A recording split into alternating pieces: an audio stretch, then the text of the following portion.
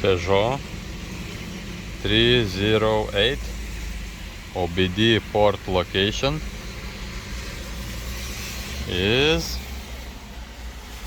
there. You must take out this cover, and after you must take out some way this cover, and there you will find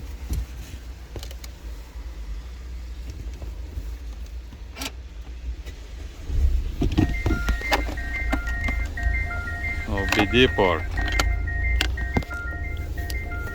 If you don't know, you can look 1 year for that.